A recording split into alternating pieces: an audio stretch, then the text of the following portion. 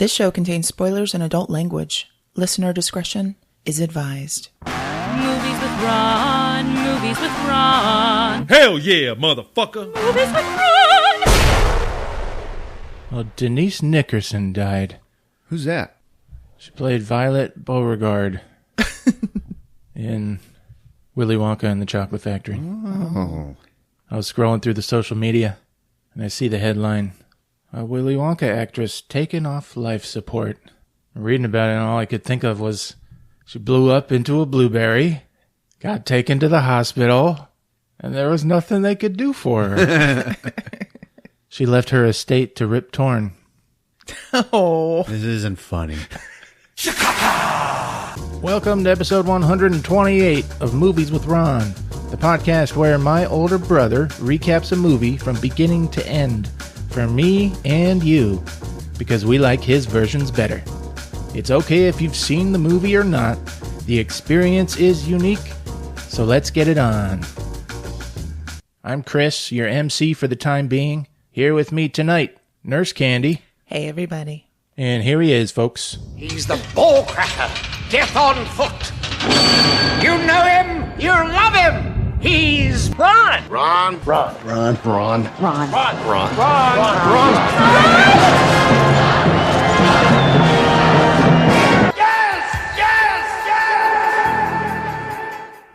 Hey, Ron. Hey, guys. Hello, planet Earth, and welcome back to the show. We actually got this one out on time Yeah. this week. All right. It's cool, right? And rest in peace, Rip Torn. Oh, I know. Yeah, it's too bad. What a loss.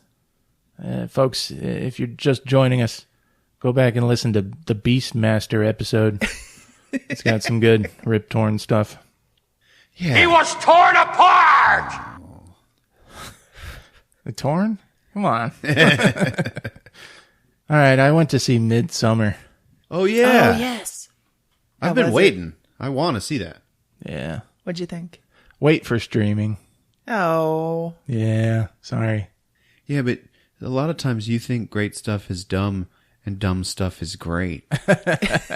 Everyone has those moments, but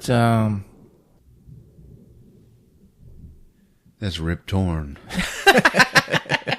there was thundering outside, folks. Midsummer, though, has no story. It's just a documentary, kinda, sorta, in spirit. Uh-huh. It's like Cannibal Holocaust. Oh, really?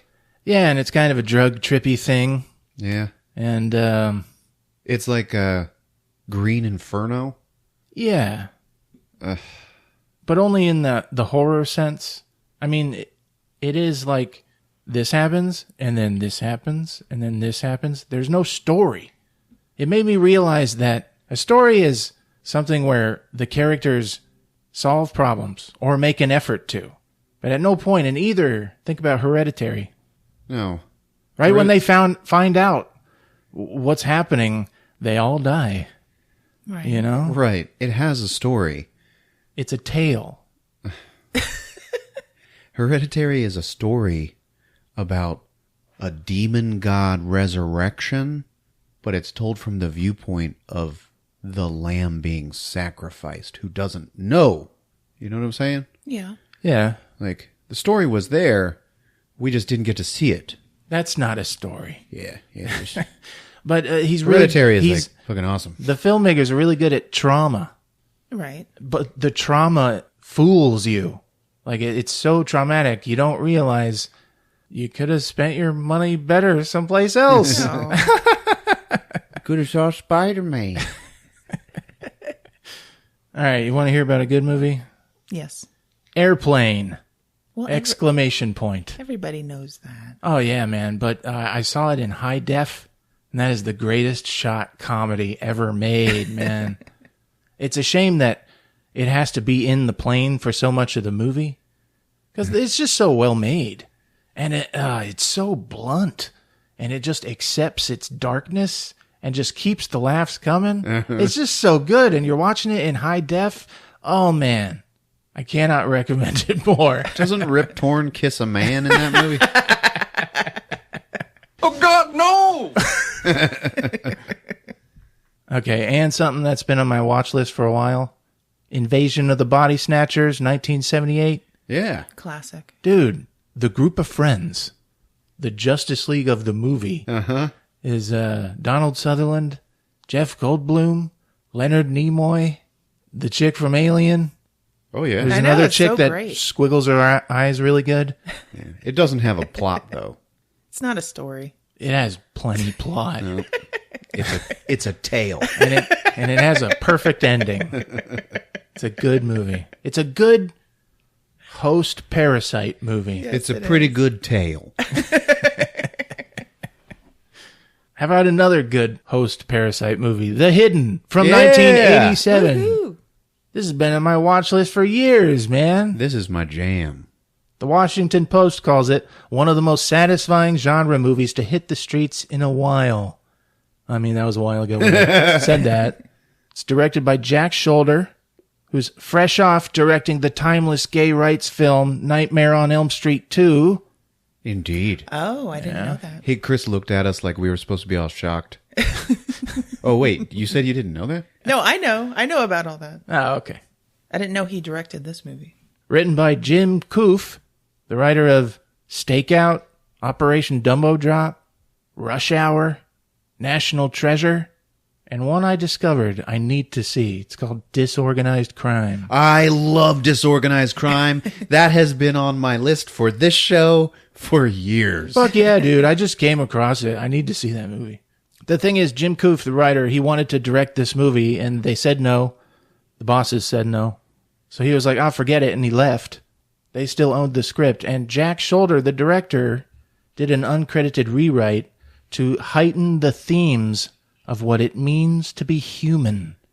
And I think that's what makes this movie special. Oh. Am I right? Sure. Because you go to IMDb, you see the poster art, and it's kind of like, it's interesting. The two heroes are like, small image in the corner. You see the cast, the sort of sci-fi synopsis, and it's got a 7.0 rating. Yeah.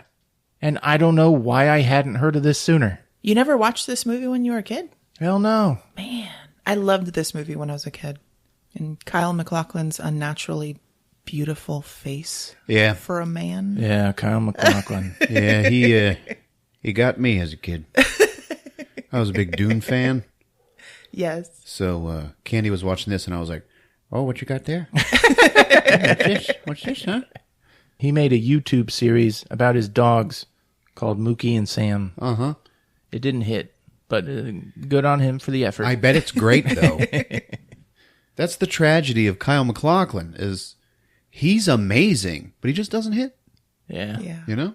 It's like he's the captain of the JV team of Hollywood, you know? And I bring up that term on purpose because this movie is full of junior varsity background Hollywood people. Yeah. Yeah, it's weird. Is Michael Nori one of them? Oh, yeah, the poor man's Rami Zada? Best known as the hunky boss / boyfriend of Jennifer Beals in Flashdance. Oh, yeah. He turned down Riggs. That's right. in Lethal Weapon to be in this movie. He turned it down. And now, check it out. Why do you think he did that, huh? He didn't think Lethal Weapon was gonna go anywhere. Right. Yeah. And what's the difference between these two movies, right? They're both buddy cop films. Yeah. Do the math, huh? Michael Nori's a racist. Oh, no. That is why he turned that down. He's like, that movie's never gonna do any good. You guys laugh, but I know I'm right. Somebody was like, "Hey, well, how about The Hidden? You know, buddy cop." He's like, who's the other cop? Whitest guy we could find. Now, see, that'll do great. And it didn't. I wrote down genre actor Ed O. Ross. Managed to be in both Lethal Weapon and this movie. That's right. And he is the biggest face on the poster. Yeah. But with those two movies, he was like, I'm going to hedge my bets here. And Lynn Shay is somewhere in this movie. She certainly Is she really? is. Yeah. Oh. And Claudia Christian is also in this movie. She was so cool in this movie. Oh, yeah, I can tell. You idolized her performance in this film. I went down a rabbit hole with her trivia. Yeah? Yeah. She was married to this screenwriter in L.A., Gary DeVore. Well, they divorced. But then he went missing. Oh. He disappeared. And I guess they were still friends.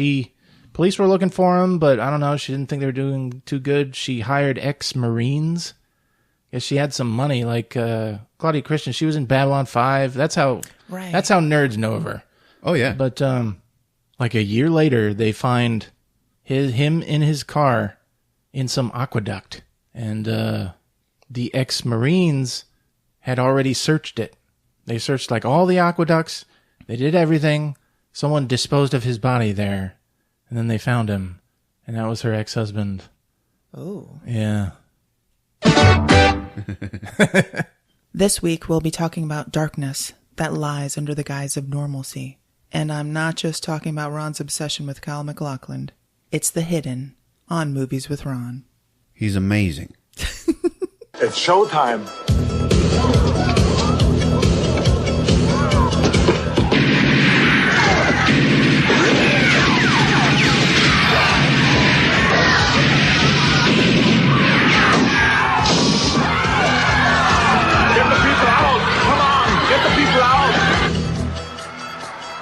Okay, you guys ready to just sit there for an hour? So this movie starts off all quiet, it's just credits, it's a couple of names, and then The Hidden! And the logo of this movie is like big block letters with Kyle MacLachlan's face in them. Okay, it's like the logo is his eyes. It's like his face is inside of it. And you don't know who this guy is, if you're just watching the movie. Right. Yeah. And I feel like I saw that and I was like, man, no one does that. Like, I feel like it might have been some purposeful weird choice. Like Kyle MacLachlan worked it out in his contract. They were selling the best thing they got in that movie. That's true. They brought it right out front. Yeah, but he was like, I'll be in it if my face is the logo. If my face is the title of the movie. And you know what? Michael Nouri was probably like, did you just say his face is in the title of the movie? I want to be in a movie with that guy. That was probably it. He's probably not a racist. So then it's just bank surveillance video. And everybody, it's all black and white. They're doing some banking and stuff. And then a man walks in a big trench coat and just stands there. And everybody walks past him like, hey, how you doing? What's up? How's it going? Even the guards, like, hey, man, what's going on? He's just standing still in the middle of a bank in a trench coat. I'll see you later. And then a big group of guards walks by with some money bags. And he pulls out a shotgun. Ah, boom, boom! The first thing he shoots is like the hi, welcome to the bank sign. Just like, let everybody know! And then he shoots the guards. And everyone. Okay? Yeah. And then he picks up the bags. 2 money bags. And they are real little money bags. I don't know. He just needed some extra cash. He needed cab fare. Yeah. And then he turns around to the camera. He looks up into it and he smiles real big and then shoots the camera. And then he runs outside. And all of a sudden the movie's in color now. So you're like, all right, cool. And he goes and jumps into this really hot 80s black Ferrari. So he leads the police on this huge chase through the empty LA streets. Mm. Every chase in this movie's in Los Angeles. Okay? Yeah. The streets are like empty. Anyway, in the Ferrari, he's blasting metal like Iron Maiden and stuff, and he's just like, yeah, just this guy with glasses. He's kind of bopping his head a little bit, but he's driving at like 100 miles an hour, screeching around. So he does, your normal stuff. He runs through construction roadblocks, and he's losing the cops real good. He ends up using this one lady as like a crash magnet. Like, he rams into her car and then zips around her, and all the cops just hit her. Yeah. Oh. Real nicely done. He ends up going into the city park, driving on the sidewalk. It's like big long straightaway. And he's just like, yeah. And they're bopping his head. Okay. And on the sidewalk, everybody has jumped off except for there's a nurse pushing an older gentleman in a wheelchair. And she looks up and sees this Ferrari coming and goes, ah! And dives and leaves the man there. And they show the old guy's face and he has like, oh my God. And then, horrible. Boom, he hits him and just cuts to a real nice headshot of the guy who just robbed the bank. It's like, everybody in LA's got headshots. This cop's walking around. Have you seen this man? Yeah. Yeah, that's him. That's Jack DeVries. That's my neighbor. And this cop showing the photo is Michael Norrie. Yeah, real nice guy. He's quiet. When did you see him last? About a week ago. What do you do, rob a bank?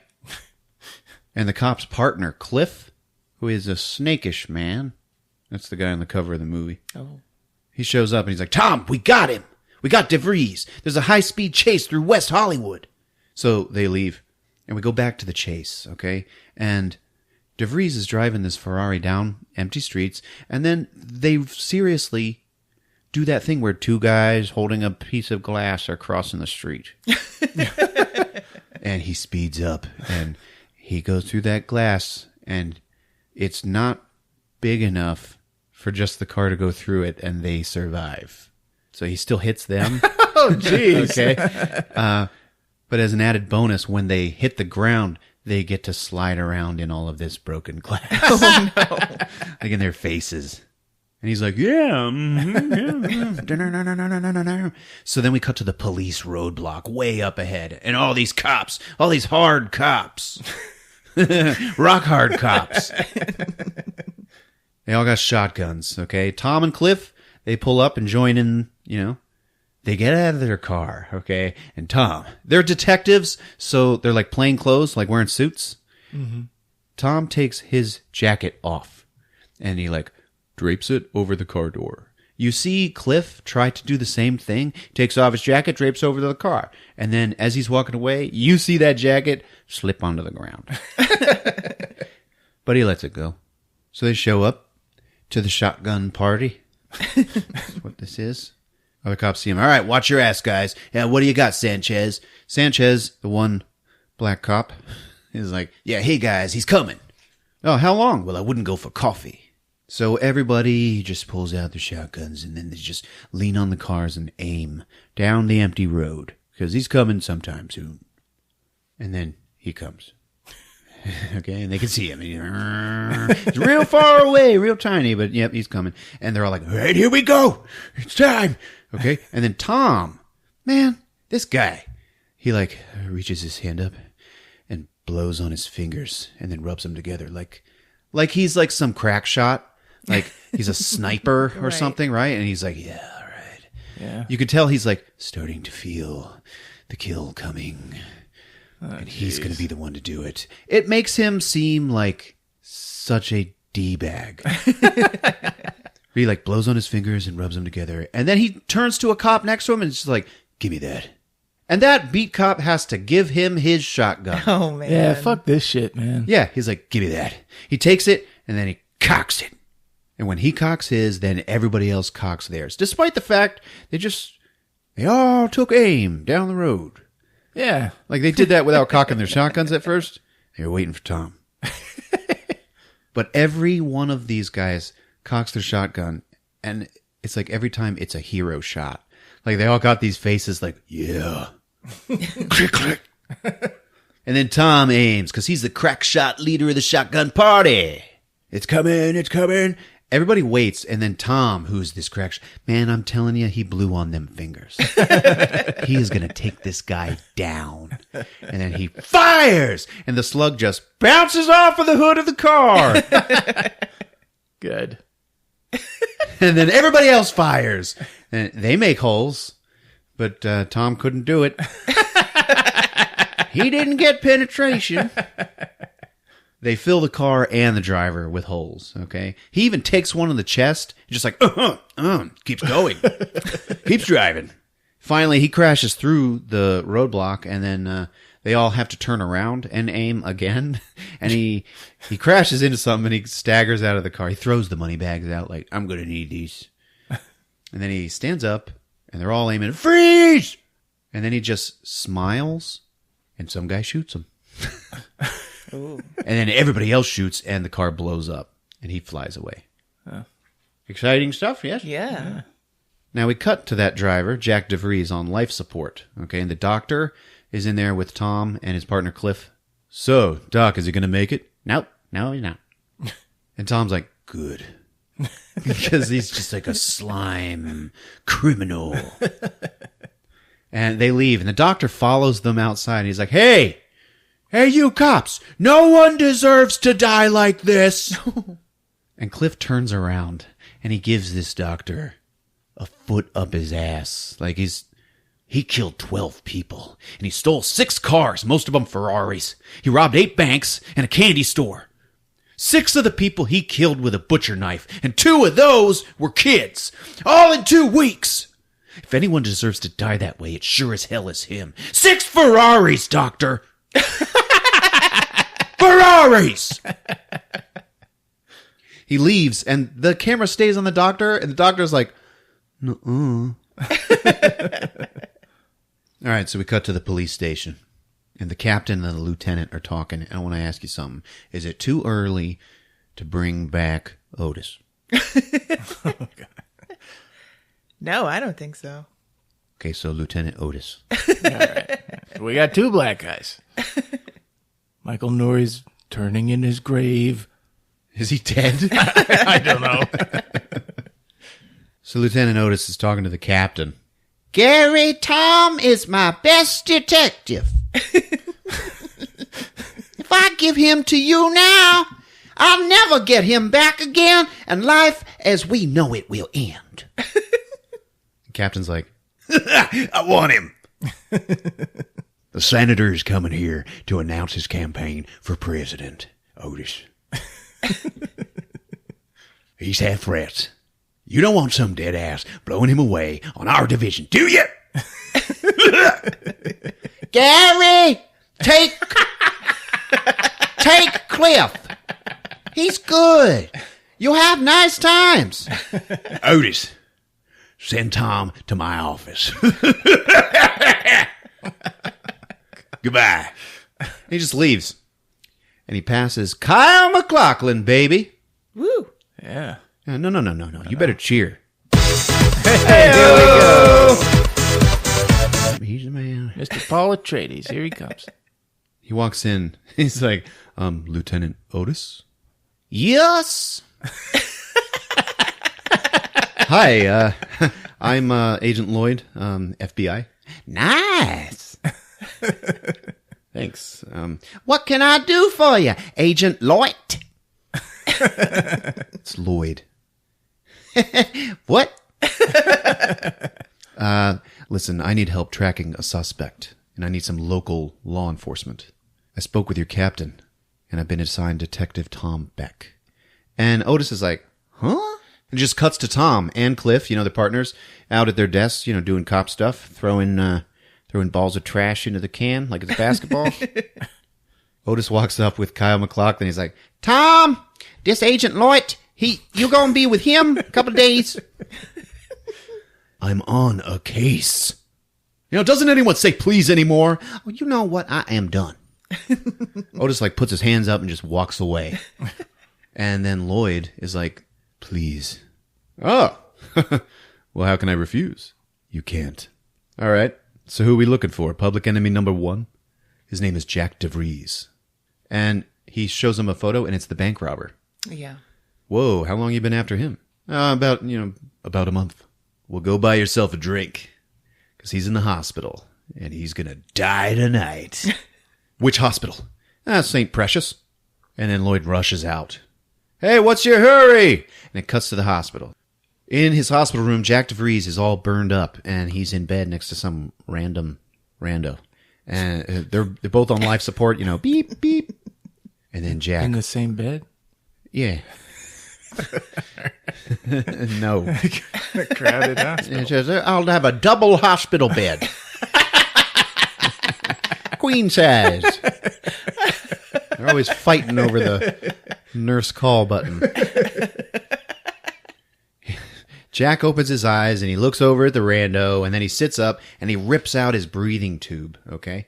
Like he is fully capable. He's been shot up. You know, he's on life support.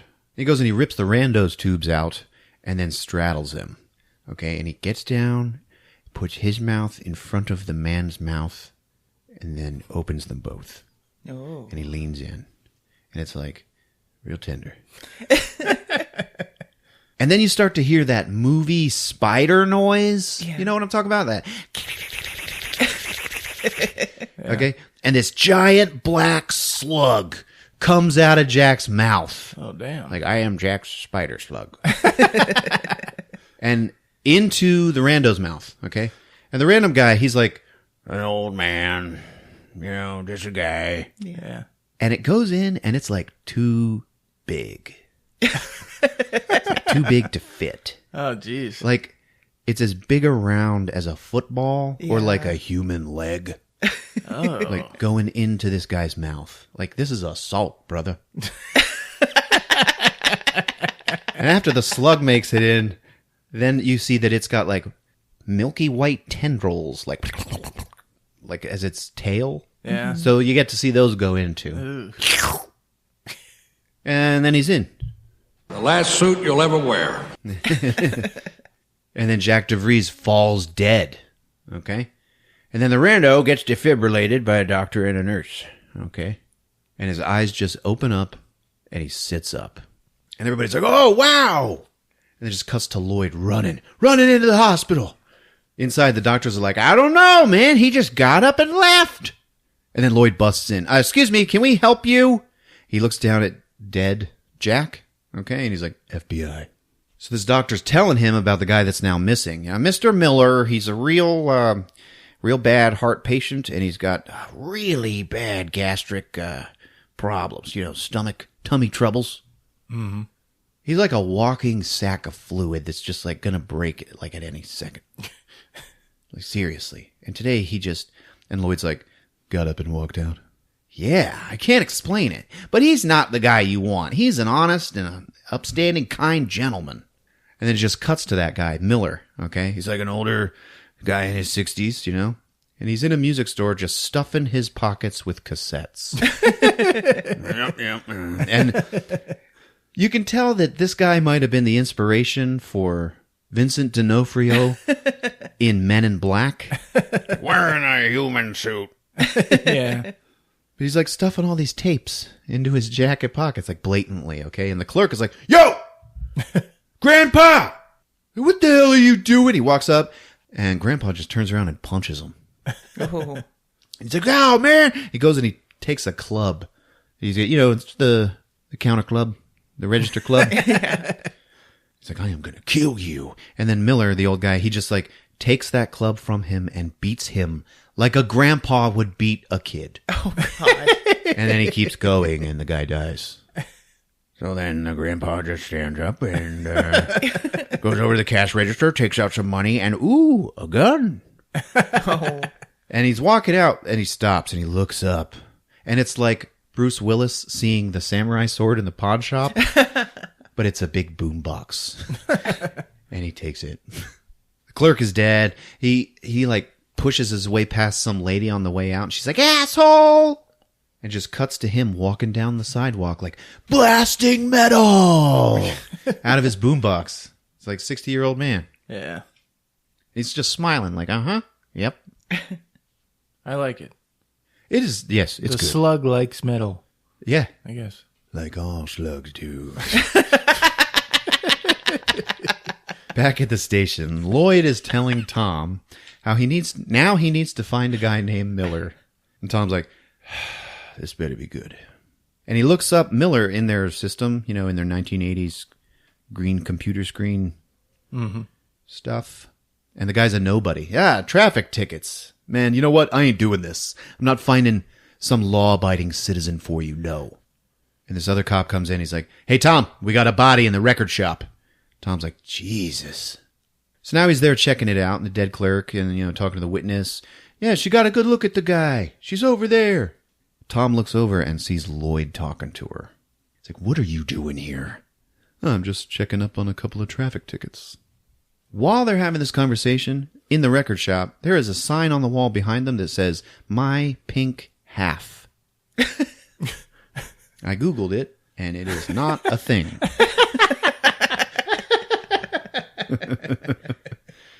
The guy you're looking for is dead. Your job's done. Go back to Seattle.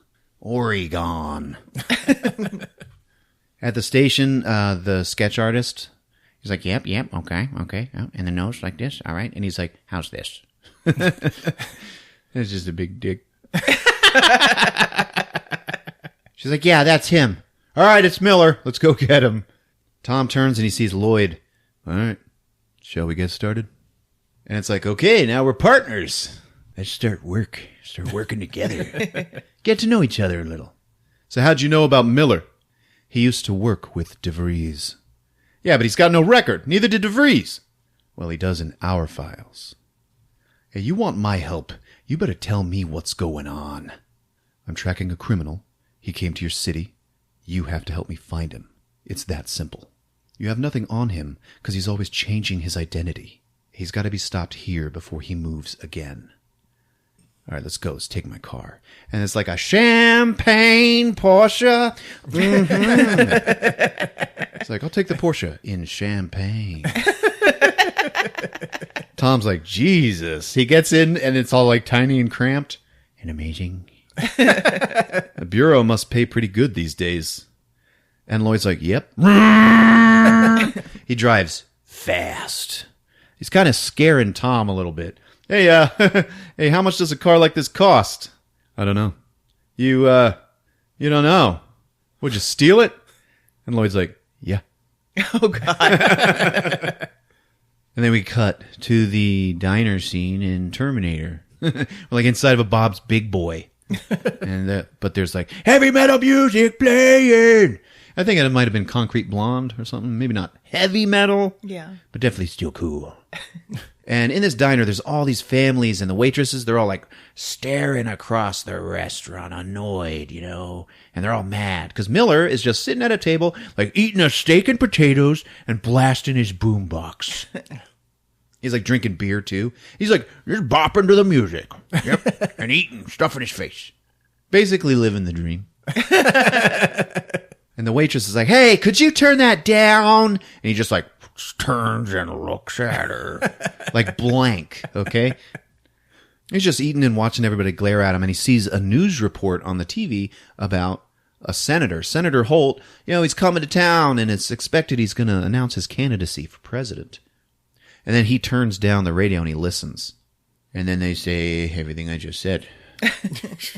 And he keeps eating, and then this huge burp and then a huge fart just come from him. And everyone in the restaurant just like turns and goes like, what?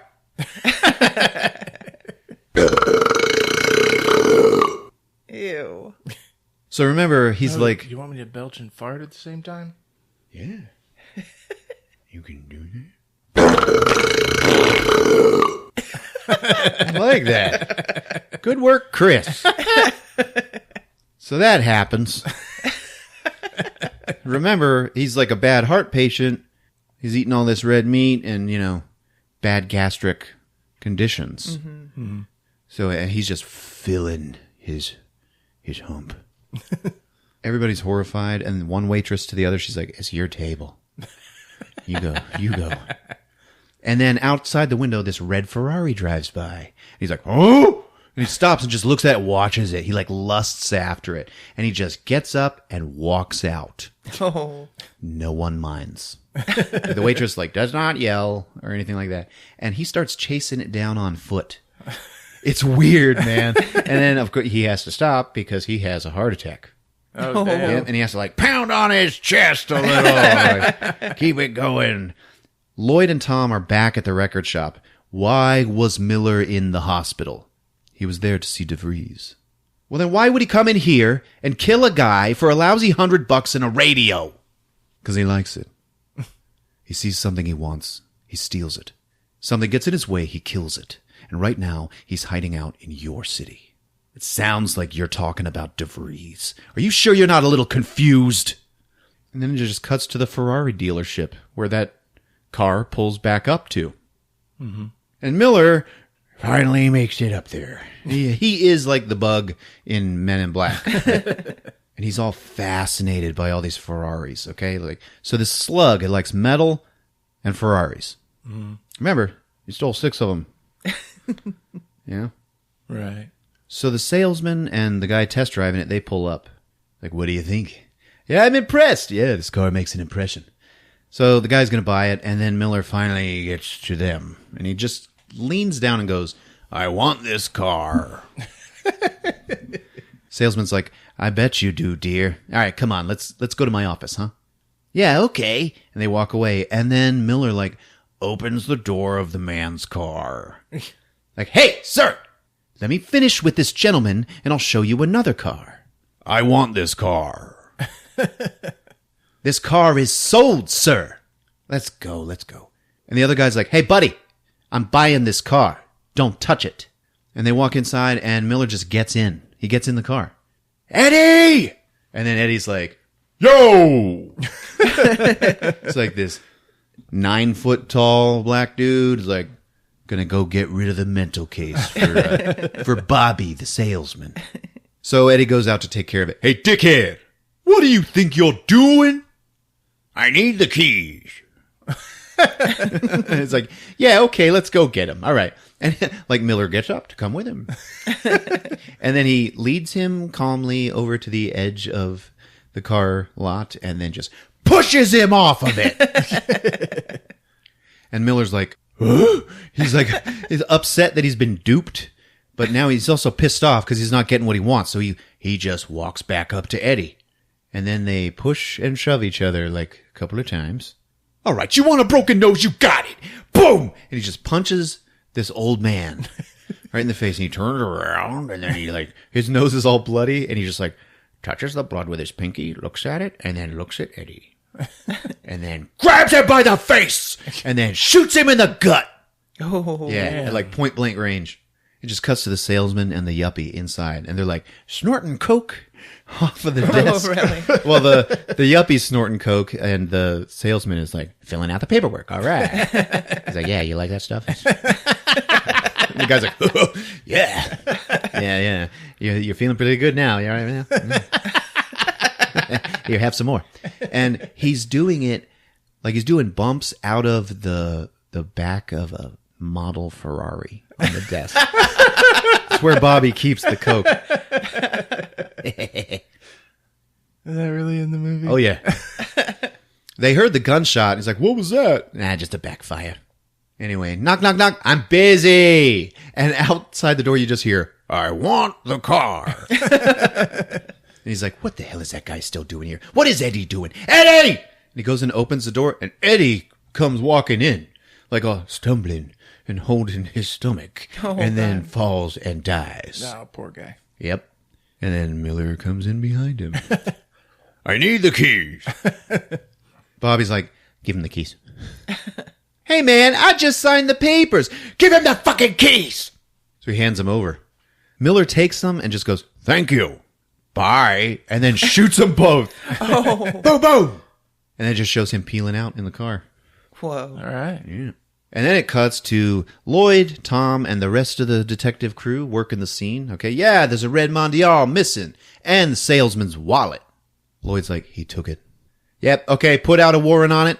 I want Miller now. Now! Come on, I want him. We see Miller, he's bopping around town in a Ferrari, right? And he's driving by and he sees this guy in a Mercedes pull up to a nice looking lady and waves at her and gives her the gun finger yeah. And the lady gets in and you can see Miller's just I want that. I want to be like that.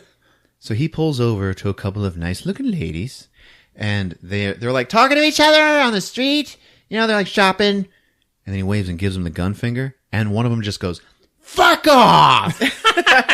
And they just walk on. And he is just dumbstruck.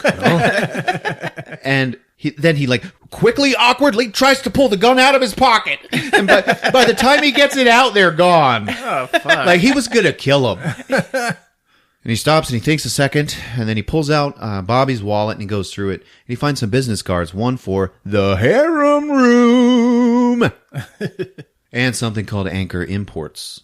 So he goes there first to Anchor Imports. And it cuts to Lloyd and Tom. You know what bothers me about Miller and DeVries? They were both totally normal guys with no criminal records, and now they're killing people?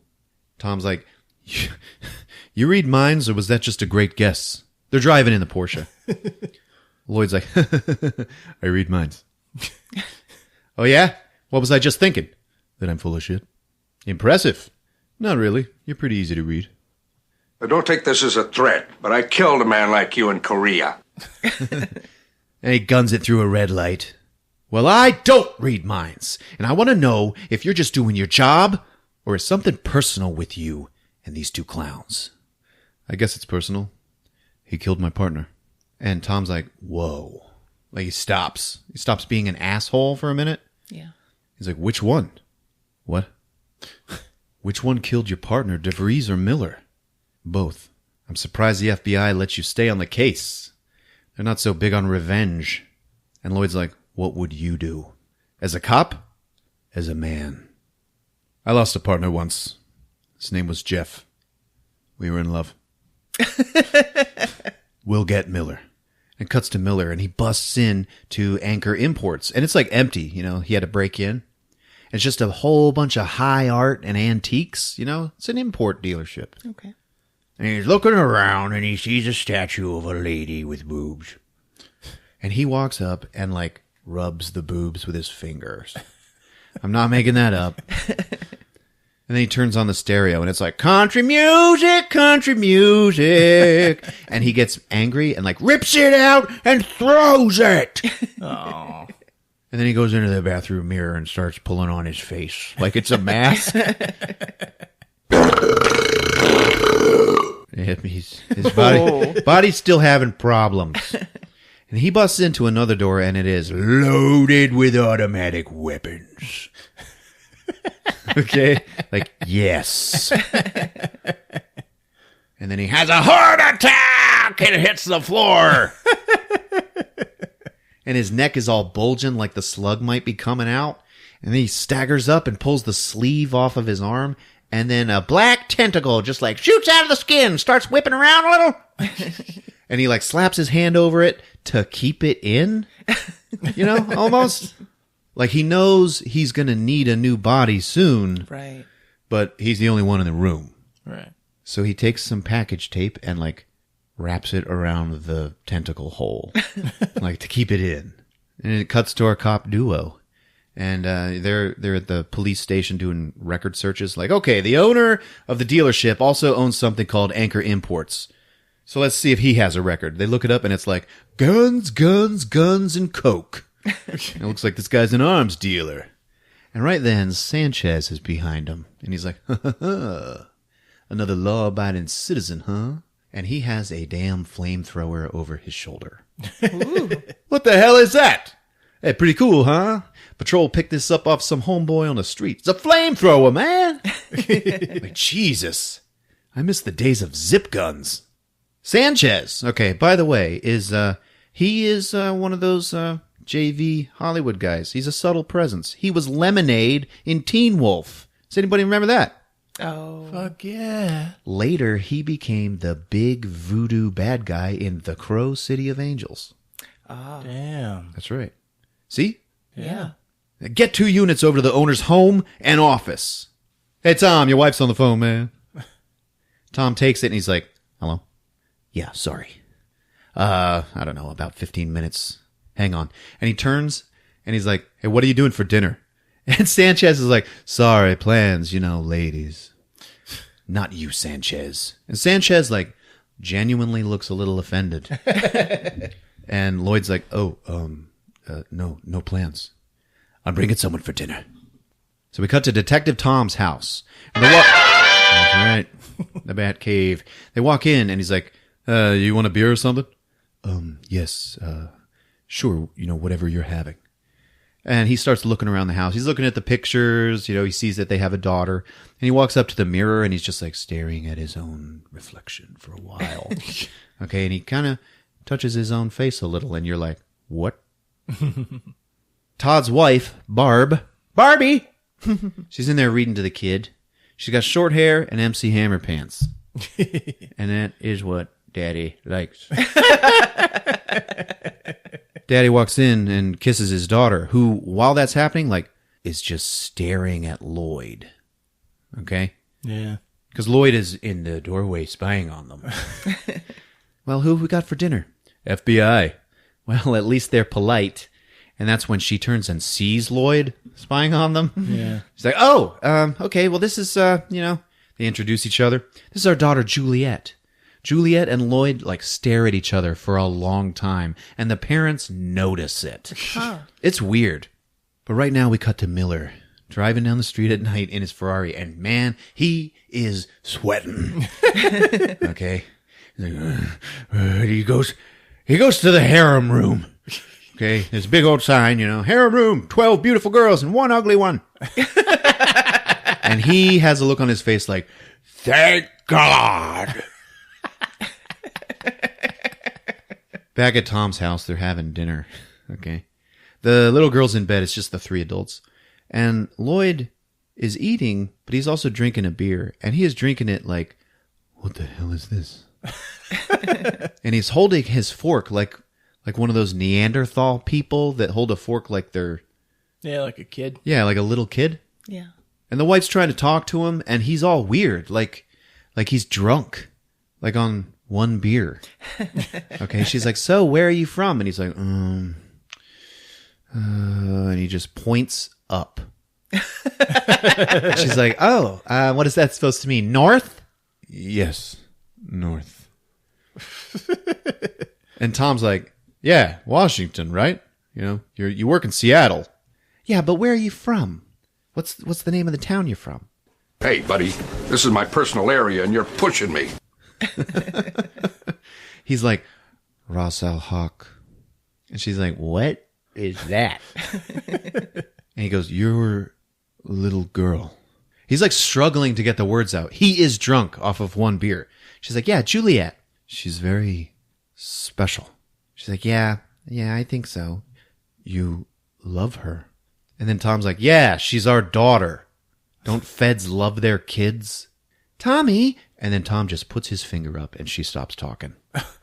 Like, whoa. And he goes, what about you? Are you married? I was. You have kids? 1. Are you divorced? My wife is dead. Oh. And all of a sudden, Kyle MacLachlan just brings all of this gravitic character development to the room, And everybody's like shocked and in silence. She and my little girl were killed by the man who killed my partner. Oh. And he keeps trying to eat, like awkwardly. I'm very sorry. And Lloyd just looks at her. And his eyes are kind of bloodshot a little bit. And Tom's like, maybe we should just cut to the harem room. And now we have Claudia Christian from Babylon 5 stripping on stage. All right. Like in a gold jacket and sunglasses. But she does not get naked. She's like wearing her clothes and like dancing around. Yeah. Like in the background behind her, you see a fully naked woman like leaving the stage. Like she just got done. All right. And there's all this hooting and hollering. Yeah, baby, come on. And she's like, yeah. She takes off her sunglasses. Right. And she's like moving around like a little bit. She got this like little yellow mini skirt on and everybody's just hooting at her. And one guy you just hear in the middle of all this stuff like, that's my wife. Everybody's having a great time, okay? Except Miller, who is over at the bar and like not even watching the show. He's just drinking his drink. He's all sweaty. He's bopping his drink to the music. And you can see his arm is sitting on the bar and it's just like pouring blood. And it's running down the bar.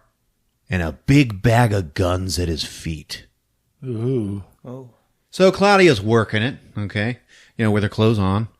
She did take off the jacket, though. She's wearing a t-shirt, and you see through the shirt, huge nipples.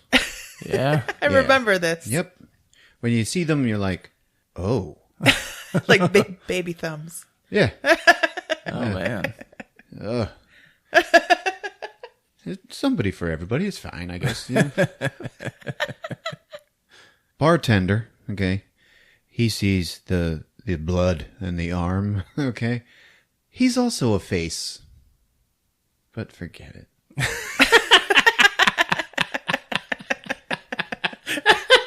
What was that fireman show with the... Rescue Me? Yep. He was on that. And he was like, a big tough fireman. He was like Dennis Leary's best friend. But his son was gay. And he couldn't deal with that because he's like a big tough New Yorker. But one day he came home and heard his son and his boyfriend having sex.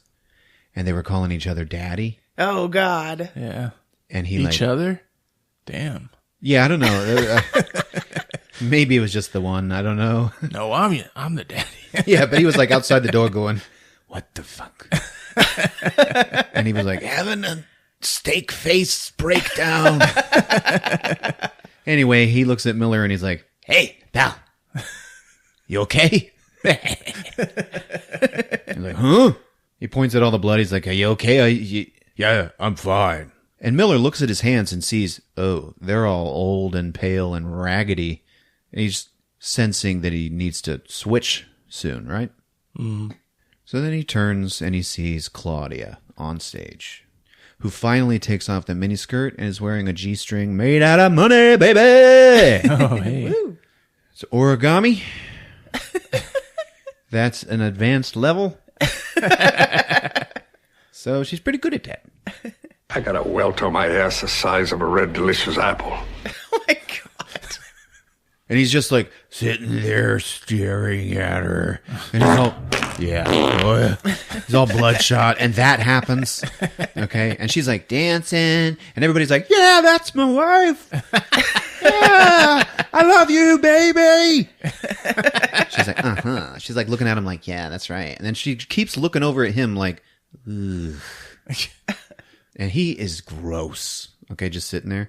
Anyway, outside, some beat cop comes driving by and sees the Ferrari. So he reports it. Hey, I found it. Hey. I cut to Tom in bed with his wife. Phone rings. He's like, yeah, I'm on my way. And then he opens a door and Lloyd is just passed out on a guest room bed. Like in his suit. Yeah. It's weird. Okay. Okay. Fucking drunk. Yeah, he wakes him up and he's like, hey, let's go, Lloyd. They found the Ferrari. And Lloyd is just like, ugh. It's like he's also like confused as to how he's feeling now. It's like, here, I brought you some Alka-Seltzer. Lloyd takes a glass of water and the 2 tablets and he just looks at them and then bites one. It's Alka-Seltzer. You put it in the water and you drink it. He's like, huh? And then he does, and it fizzes up, and he's like, oh. But it's still bubbling in his mouth. Lloyd, as a friend, stay away from alcohol. It just cuts to Claudia. Dance is over. She's backstage having a cigarette. And Miller just lumbers in behind her. He's in the mirror. And she could see him. And he's just standing there. She rolls her eyes. Like, give me a break. Pal, show's over, okay? And he's just staring at her. Can you take it outside? And he's just staring at her. All right, Robbie! And then Miller just Drops the bag of guns. And she's like, Robbie! And he just runs up and grabs her by the face. And it cuts away. The last suit you'll ever wear. Cuts to all these cops pulling up outside of the harem room, okay? And they're all like gathering around out front, like getting ready to go into the strip club. They need buddies. It's a buddy system. Everybody's hanging out front, okay? They finally get ready to open the door to go in. Everybody's going to storm in. And then out strolls Claudia. She's in a red dress, like a Kelly Bundy dress. Yeah. Okay? The last suit you'll ever wear. For God's sake. She's carrying a bag of guns. Okay. She passes them, and all these cops are like, all right, oh, sorry, lady. Whoa, will you look at that? And now we see from their point of view, and her Kelly Bundy dress has no ass on it. It's just her thonged cheeks. Okay. Damn. Oh, yeah. Claudia Christian talks about this. She's like, the director of that movie didn't like my boobs. So he tried to accent my butt. Yeah. And it was those moon pie nipples. Oh. They are not for everyone. So Big assless nipples dress, or big areolas? areolas, but you can. It's All not right. outside of the realm of. You can say big nipples. Okay. Hang on. No, he's right. She was talking about baby thumbs earlier. When you say nipples, you think nipples. Oh no. Okay, then let me re-explain what is happening Wide on Claudia nipples. Christian. The areolas are so large that they are puffed out and therefore do look like baby thumbs. Okay. Look it up on the internet. It's a thing. They're screaming and the cops rush in, okay?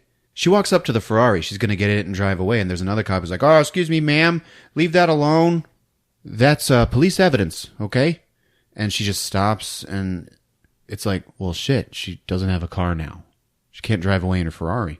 And there's this like super sleazy guy over standing against the wall. And he's like, hey, baby. You like cars? Because I got a great one. It's parked over there in that lot over there. And, if you like nice cars, what do you say? And then she just opens her mouth a little bit and shows him her tongue. Like this. How do I describe that? Like a third lip? Yeah. He's doing it again, folks. He's like, okay, then let's go. Inside, the cops are working Miller's dead body, and they are working it hard. Tom and Lloyd are there. Lloyd's all hungover from his one beer. And Tom finds the tape around Miller's arm, and he's like, the frig is this? Who the hell does this? Cliff is helping him, and he's like, looks like the guy bled to death. Now another beat cop approaches Lloyd, and he's like, sir, here's some aspirin, sir. And he hands him a glass of water and some aspirin. Mm-hmm. Detective Tom thought that you might need them. And then Lloyd drops them in the water and watches them, and nothing happens. The cop's like, what? Outside, in some parking lot, some dark parking lot, there is a Cadillac that's just a-rockin'.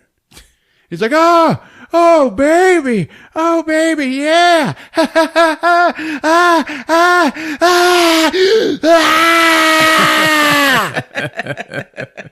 And then the door opens and his dead body flops out. Now she gets in the driver's seat, she shuts the door, and she's looking at herself in the mirror. Like, for the first time, getting a good look at just exactly what she is now. Yeah. She looks down at her boobs and she's like, whoa. And then she grabs them and like feels them and stuff and then just drives away. Tom goes to talk to Lloyd and finds that he has drank all the water, but the pills have not come out of the bottom of the glass. So he's like tapping it, trying to get him to come. That's not funny. Seriously, that's fucking hilarious. Lloyd is such a dumbass at this point. Sanchez caught the waitress trying to leave, and he stopped her.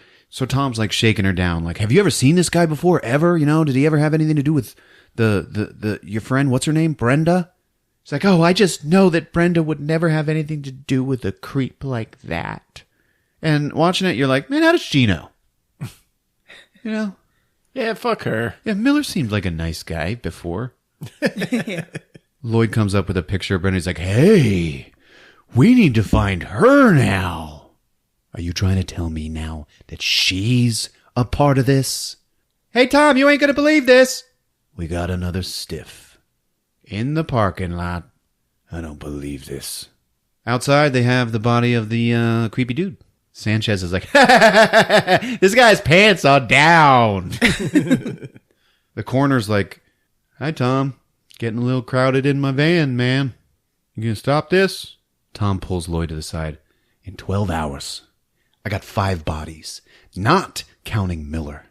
A stripper screws some guy to death, steals his car and takes off, all in 12 hours.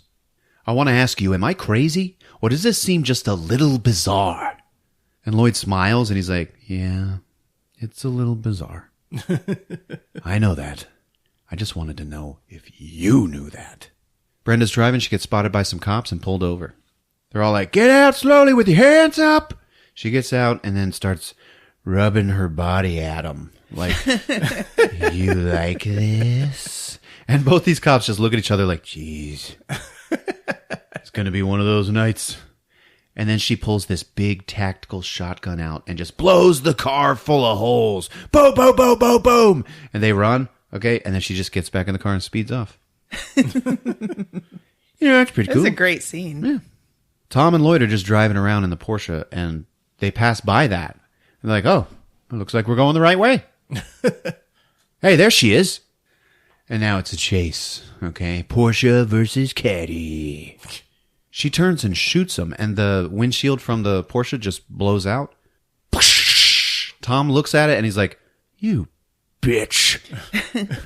So they're chasing. Okay, and this is one of the best parts of this movie. Tom leans out. Lloyd is driving, okay? So Tom shoots her car like 5 times. Boom, boom, boom, boom, boom, boom, boom. And just hits the trunk. Like every time, okay? And he's like, God damn it! Boom! It just hits the trunk. Lloyd's like, why don't you try aiming for one of the tires? What the hell do you think I'm trying to do? You think this is easy? Why don't you try it? And then Lloyd, who is driving, just pulls out his gun. And he goes, hold the wheel. You hold the goddamn wheel. You nip. Whoa, what the hell are you doing? And then he has to hold the wheel because Lloyd leans out of his window and starts shooting. He fires once and he hits the trunk, but the trunk opens. You're out of your goddamn mind. You know that? And then boom, Lloyd hits the tire and the car squeals out and crashes. Awesome. Into a department store front. Oh, God, no! So they get to the store and they jump out and they take cover, okay? And Tom starts like whisper yelling at Lloyd. He's like, you're fucking nuts! I'm going in. I'll cover you. And then Lloyd stops. And he turns to him and he says, I'd be safer if you didn't. Oh. Yeah. And Tom is like visibly shocked and hurt. And he goes, fine, I won't cover you. And he like looks away and huffs. He lowers his gun and everything. It is great. Yeah. Like he gives up for a second. And then Lloyd's like, all right, cover me. You want me to fucking cover you or not? And then Lloyd like has to nod, like to like drive the point home. He's like, I need you to cover me. Fine, I'll cover you. But he's like still offended. Jesus Christ. And then they go in. that scene, that little scene right there, it is an absolute diamond in the rough. It's so funny. So they go in, the car is empty, and they go into the back of the store, like the mannequin room. Okay? Yeah. It's huge. It's like a mannequin factory. Anyway, they're hunting her, and it's all serious. They're passing aisle after aisle, searching. And then Lloyd turns a corner, and up from above, boom! She's like up on the second floor balcony, okay? And they all just shoot at each other. Tom actually hits her, by accident. But it doesn't faze her in the least. She just keeps firing. And she's also like totally deadpan, emotionless the whole time. Like she doesn't even blink her eyes when the gun goes off. Lloyd hits her like right at the top of the thigh. Seriously, like almost right in the crotch. She doesn't even move. They hit her like 3 more times. And Tom actually stops shooting and just like, okay. He just stares at her while her and Lloyd are trading fire. She runs out of bullets and leaves. They follow a blood trail to the roof. And now she's got a big assault rifle. If she's bleeding to death, why won't she go down? We gotta get to her before she dies. Well, why don't we just wait until after she's dead? Out on the roof, they cannot see her, and they split up, and they're all sneaking around. She finally pops out and shoots at Lloyd. He rolls away. She turns and shoots Tom right in the shoulder. Oof. who then, oh God, flips over the side of the building. And he's hanging on for dear life. Down below, you can see cops rolling up. And she leans over the side, and she is just going to shoot Tom, like, right in the face. She's got him, point blank, when one of Lloyd's bullets just explodes out of her chest and knocks the rifle right out of her hands. Oh, yeah. Like, he shot her, like, from behind. Okay, it was cool. Lloyd shoots at her some more, but then he has to go and help Tom, because he's going to fall. And he helps him up, but then turns back to Claudia, who is just walking away. And she's got like 10, 15 bullets in her. Yeah. He even reloads he just starts following her. And they're walking. Okay, no one's running or anything like that. He reloads his gun and shoots her again, like in the back. She just takes it and just keeps walking. Finally, she's cornered at the side of the building and she backs up. And now Lloyd and this thing that he's been chasing are finally face to face. Okay? Yes. Lloyd lowers his gun and out of his jacket pulls some weird piece of metal. Like this smooth, curvy, it looks like a paperweight. Mm-hmm. Okay? And for the first time, she starts like looking panicked. And she talks. You think it's over now. You're wrong. And Lloyd just stays aimed at her with this weird thing. And she's like struggling, and her voice is like getting even deeper. I'm not coming out yet. Tom is over there watching this whole thing. And he's like, I'll kill you first. Lloyd is cool as ice. He is just waiting. But then she turns and jumps off the building. Splat. Oh.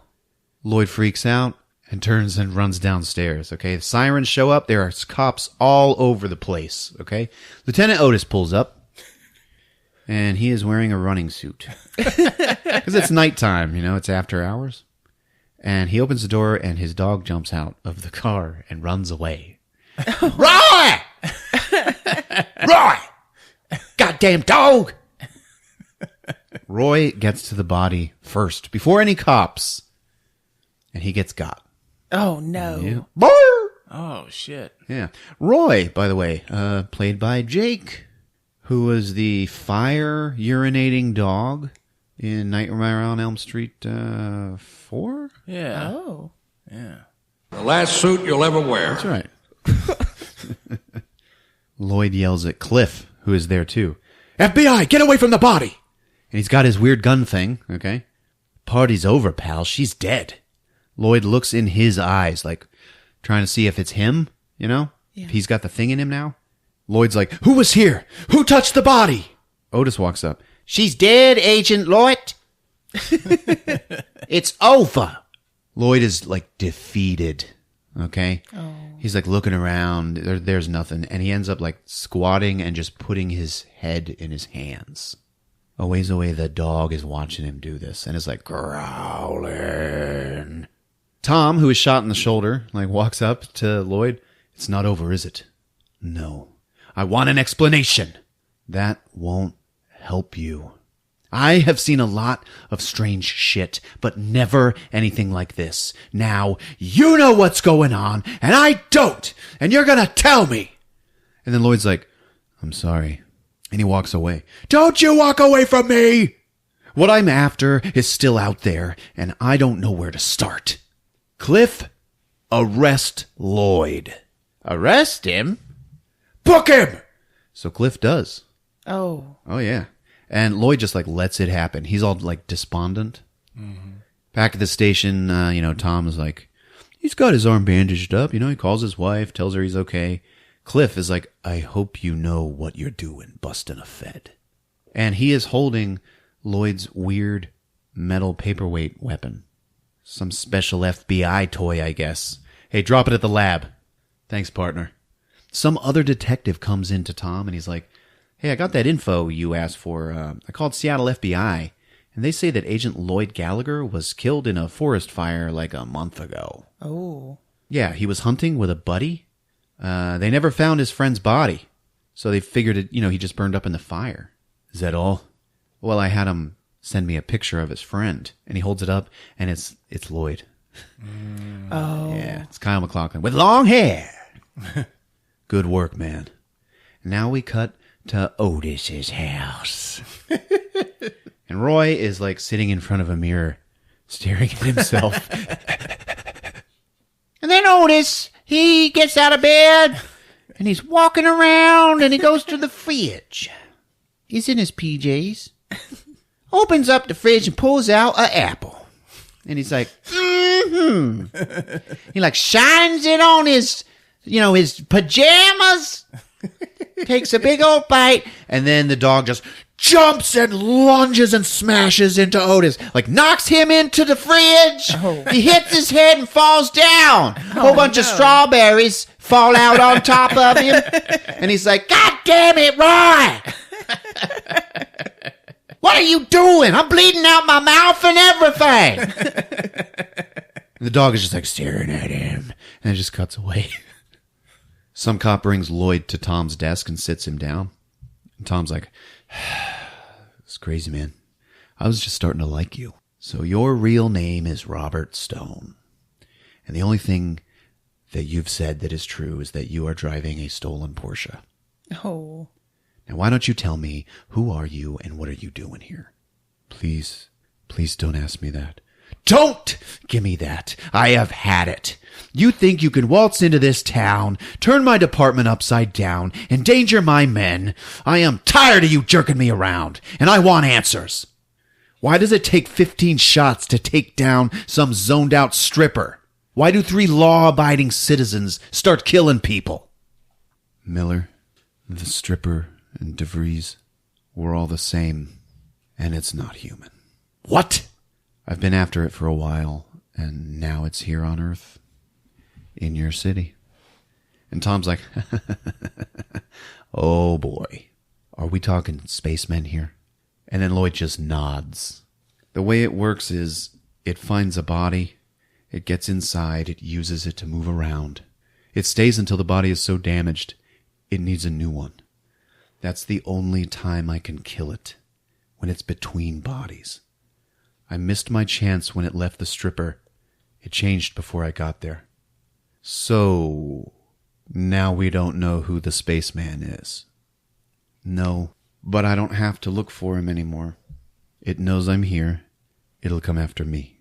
But Tom, I need my weapon. It's the only thing that can kill it. And Tom stares at him like, so the spaceman is the one that killed your partner and your wife? The one you've been tracking for 9 years. 9 years. Wow. I guess a career in the police didn't really prepare you for this, did it? And then Tom's he's staring at him and he goes, yes, it did. And it just cuts to bars slamming shut in front of Lloyd. Clink! And Tom's there and he's like, we'll try again later. Okay? And he leaves. Tom gets dropped off at home by some cop. And Barb's all crying. He's like, it's okay, I'm all right. And then it cuts to the station the next day. And Lieutenant Otis is walking in, all stoic and blank. Uh-oh. He's The last suit you'll ever wear. He's like, looking around, exploring the station. He runs into Captain Gary. Otis, I thought you were off today. I have work to do. And then Gary Busey introduces him to Senator Holt's team of people, his security people, and his personal assistant, who is Lynn Shay. Oh, yeah, right. Because the senator, remember, he is going to make a speech today and announce his candidacy. That's right. Mm-hmm. And Otis is like, nice. Holt, he don't want everyone applauds. Yeah. Where's the speech? Pork Plaza. You knew that. See ya. We see Barb drop Tom off at the station, for work. Just at the moment when in the evidence locker there's some tech and he's playing with Lloyd's metal device and shoots a freaking laser out of it. Oh, God. The laser is going at the wall and the guy is just Staring at it. Mm-hmm. Wow, this is weird. Boom! It like blows a hole in the wall. Holy crap. Out in the hall, Otis hears that. And in the cell, so did Lloyd. Okay. So that huge explosion happens, and all of these cops think it's a bomb that went off in the station. So all hell breaks loose. Everybody's running around, and Otis is just walking calmly. Everybody's trying to help the tech and get an ambulance and stuff, and Otis walks in and just takes the weapon. Puts it in his, down his pants. Uh-oh. He also takes a grenade and a machine gun and a rocket launcher. Tom's running around like, hey, what's going on? What's going on around here? Where's the other one? The one you was with? Lloyd, I locked him up. Come on, you know that. I want to talk to him. And that is Otis with a rocket launcher over his shoulder. Then Tom sees the laser gun in Otis's belt, and he's like, what are you doing with this? Otis gets up in his face, and he's like, I already shot you once. I can hardly wait to do it again. And Tom's like, what? Now let's go. Mm-hmm. Awesome. And he just takes Tom hostage, and they start walking down the hallway. He's got this like big assault rifle, like he's walking right next to him, and he's pointing it like into his neck. Because that's how close they are, you know? And behind him, some beat cop walks out. He's like, hey, what's going on? Otis turns around, boom, boom, kills the guy. Now that cop was Branscombe Richmond, the bounty hunter from episode 98, The Taking of Beverly Hills. Oh. Remember? He was in love with the main character. Yes. Yeah. He was like, you're going to be mine, or something. That was an interesting one. Yeah. Go listen to that. Cliff and Sanchez, they see what's going on. They move in to help, and they're taking cover. And they're like, Tom, are you okay? Stay back, Cliff. It's not Otis. Otis and Tom are like walking down the hallway, and Cliff and Sanchez, they're like running behind them and taking cover over and over because Tom and Otis are just walking like real slow. It's actually pretty funny looking. Anyway, Sanchez yells out, now, Tom! And Tom hits Otis in the gut. Oh! And takes the laser gun. Sanchez yells freeze and shoots Otis at the exact same time. Fuck yeah. Yeah, I don't know why, but I love it when movie cops do that. Not real ones. So. That's fucking great. Cliff joins in, and they both shoot the hell out of Otis. Cliff is like, yeah, freeze! Boom, boom, boom. So they fill Otis with holes, and he goes down. Sanchez is like, shit, man, we just dumped the lieutenant. Get an ambulance! And he bends down to help him. Tom's like, Sanchez, stay away from him! Right then, Otis raises his gun and shoots Sanchez right in his crotch. Oh. Yep, I did not make that up. Damn. Tom just runs. He runs off ahead. Everybody's still like in chaos, and he bullies a cop. Bullies one of his underlings, and he's like, Brooks, give me your gun! What? You can't do that. Give me your fucking gun! All right, it's in my waistband, man! So he takes his gun, and then he looks at him, he's like, go get a shotgun and seal off the stairwell. Then Tom goes to the cells, you know, the detention area. Right. And he's running for Lloyd, looking for him. And he's going past all these cells. And in one of them is Danny Trejo. Oh. Hey. Yep. And he stands up and he's like, hey, I need a phone call, man. Lloyd is just standing at his cell door waiting for Tom already when he gets there. I just saw Otis dump 2 cops. He took 6 hits point blank and he is not down. Is he dead? The real one? Lloyd's like, yep. And then Tom lets him out. He's like, you're going to need this. And he gives him his laser gun. And then in comes Otis. Boom, boom, boom, boom, boom, boom, boom. He's shooting down the hallway at him, and they have to take cover in the cell. Okay? Mm-hmm. Tom looks at Lloyd. He's like, you're hit. I know. And then down the hallway, Otis yells out, Al Haig! Tom's like, what? And Lloyd looks up, and he's like, yes? Before I kill you, I'm curious. How'd you find me? You left an angry partner for dead on Altair. And Tom, like, rolls his eyes. Like, oh, alien stuff. A mistake. That's what it said. And then Tom was like, die, you fucker! And he jumps out and starts shooting at him, and like, no hits. He doesn't hit anything. Tom's like, use that thing! I can't yet. Al Haig, how you like being human? Tom's eyes get real wide, and he looks at Lloyd, and Lloyd's like, it's all right. So now you know Lloyd is an alien. Yeah. But you kind of already... See, that's not... You're like, it's a twist. Well, we already learned that, you know? Right. Yeah. Better than being Altarian. They are a filthy people. We could take over this place, Al Haig, if we wanted to. Ain't nothing here to stop us. Right then, Danny Trejo just yells out, yo, hippie! What kind of dude are you? And Otis just shits on him. No, he shoots him. He just shot him. Why did Danny Trejo do that?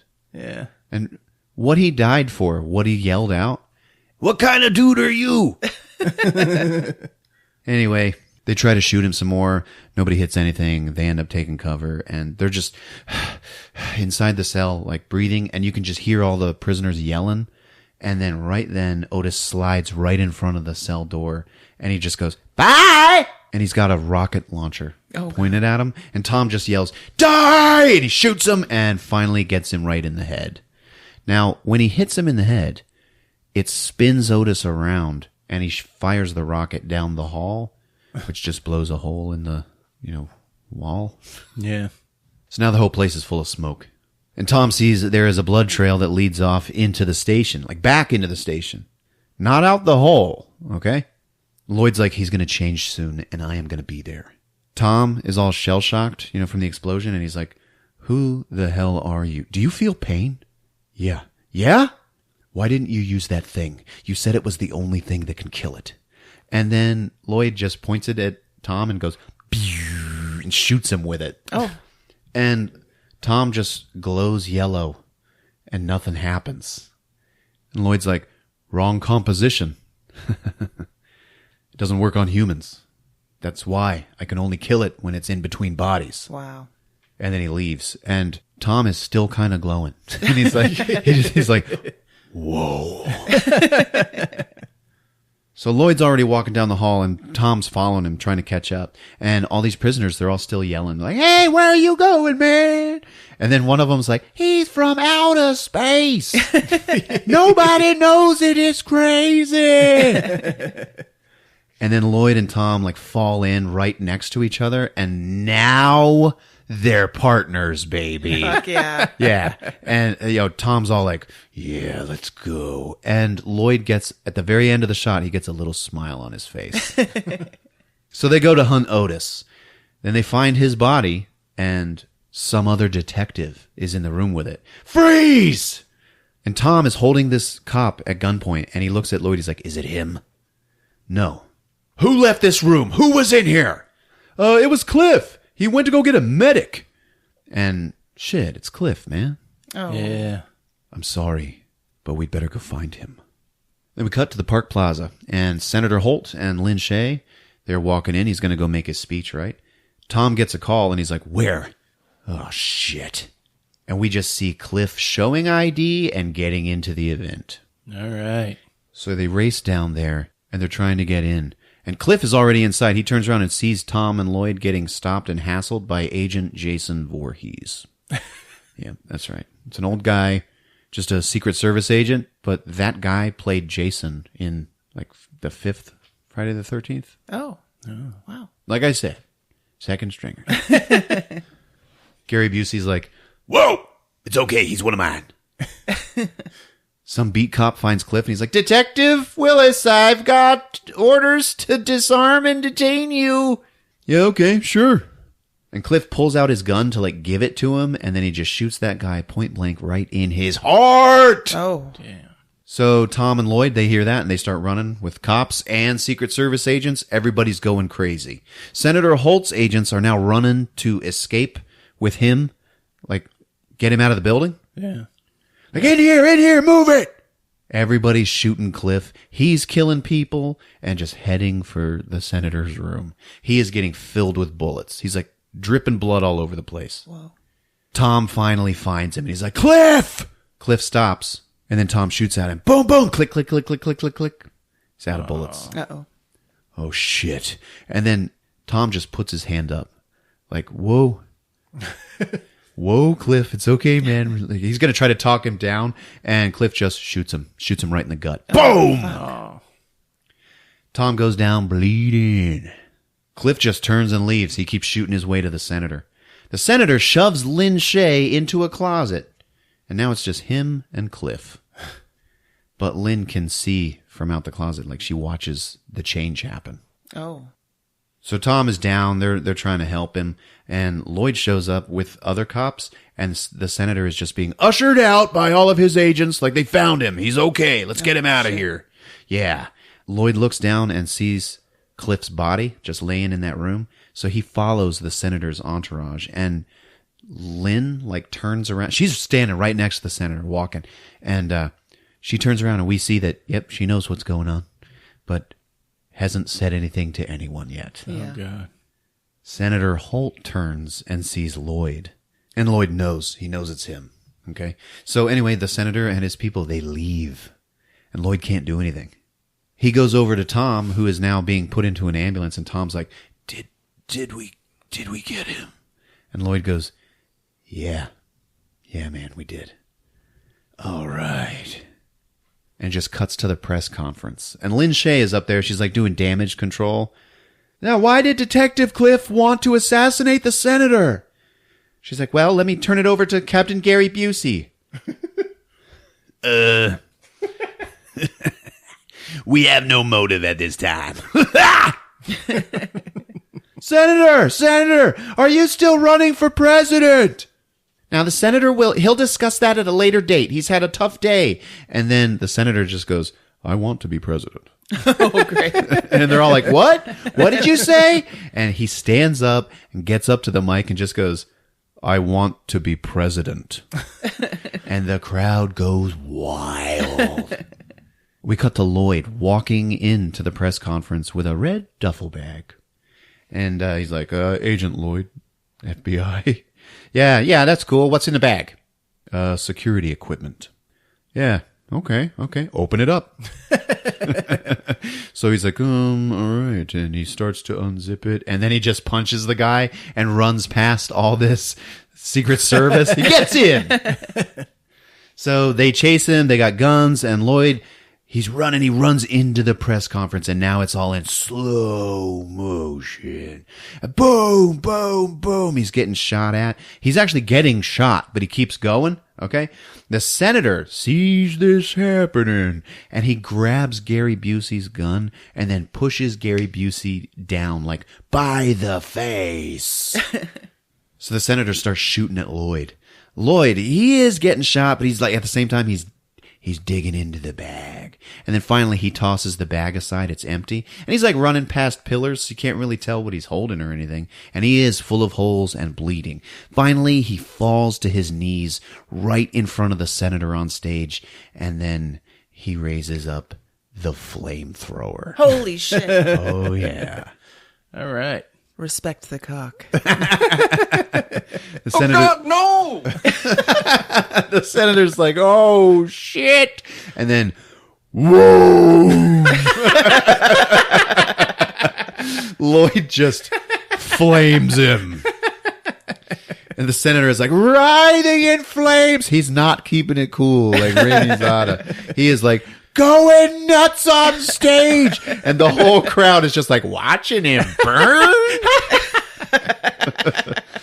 There's this really cool shot of Kyle MacLachlan just shooting the flamethrower. And if I were him, I would have like a big blown up copy of that like above my mantle. And the senator dies. Okay. He falls down and he's all like burnt up and like slimy black and brown. Okay. And then all of these guns just point at Lloyd and then click, click. Oh, they are all getting ready to shoot. There is like 50 of them. And then somebody goes, look! And the senator's dead-ass mouth just like opens up. And then the spider slug just like